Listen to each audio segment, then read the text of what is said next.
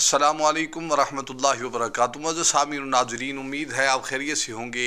خوابوں کی تعبیر لے کر آپ کی خدمت میں حاضر ہوں۔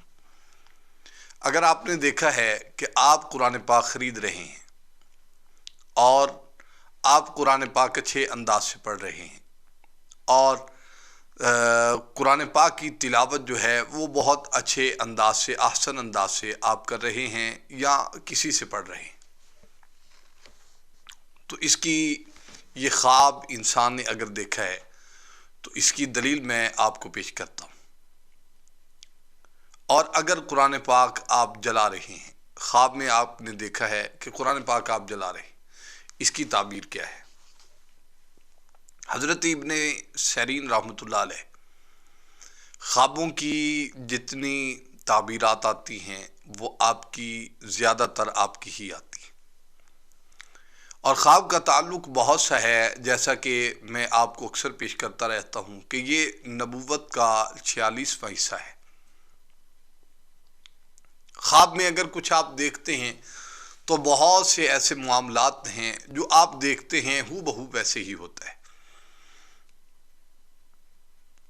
جیسے کہ میں اکثر عرض کرتا ہوں کہ آپ اگر خواب دیکھیں تو آپ کو ضرور کسی عامل سے پوچھنا چاہیے جو خواب کا ماہر ہو، اور اس کو اتنا ریلیکس نہیں ہونا چاہیے، انسان کو ضرور پوچھنا چاہیے۔ یہ نہ ہو کہ آپ خوابوں کی دنیا میں رہ جائیں اور مصیبتیں آپ کے دروازے پر آ جائیں۔ آپ قرآن پڑھ رہے ہیں، خرید رہے ہیں، سب سے پہلا آپ نے خواب دیکھا ہے کہ آپ قرآن پاک خرید رہے ہیں، اس کا مطلب یہ ہے کہ آپ امن پائیں گے۔ اور دوسرا، اگر آپ قرآن پاک کو اچھے انداز کے ساتھ تلاوت کر رہے ہیں تو اس کا مطلب یہ ہے کہ آپ کو اللہ تعالیٰ راہ ہدایت عطا فرمائے گا، آپ امن پائیں گے، راہ ہدایت ملے گا، آپ کو سکون ہو جائے گا۔ اور تیسرا خواب، اگر آپ قرآن پاک جلا رہے ہیں، خواب میں آپ دیکھتے ہیں کہ آپ نے قرآن پاک کو جلایا ہے، نعوذ باللہ،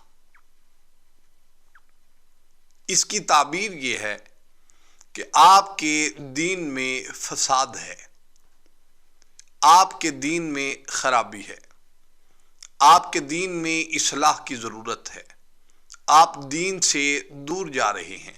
بہت سے ایسے لوگ ہیں جو دین اسلام سے دور چلے جاتے ہیں۔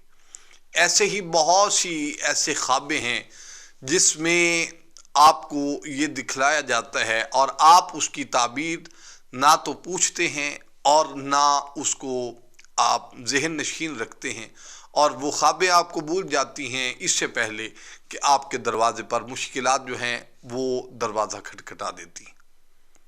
لہٰذا اس سے بہت سے ایسے معاملات ہیں جس سے آپ بچا جا سکتا ہے، آپ بچ سکتے ہیں، اور بہت جلد آپ ان آفتوں سے نکل سکتے ہیں، جیسا کہ رسول اللہ صلی اللہ علیہ وآلہ وسلم نے فرمایا ہے، صدقہ بلاؤں کو ٹالتا ہے۔ بہت سی ایسی بیماریاں، ایسی مصیبتیں، ایسی پریشانیاں جو صدقہ دینے سے حل ہو سکتی ہیں، لیکن یہ بتائے گا وہی جو جانتا ہے۔ وہ آپ کو بتائے گا کیسے صدقہ دینا ہے، کتنا صدقہ دینا ہے، کہ اللہ تعالیٰ آپ کو محفوظ رکھے۔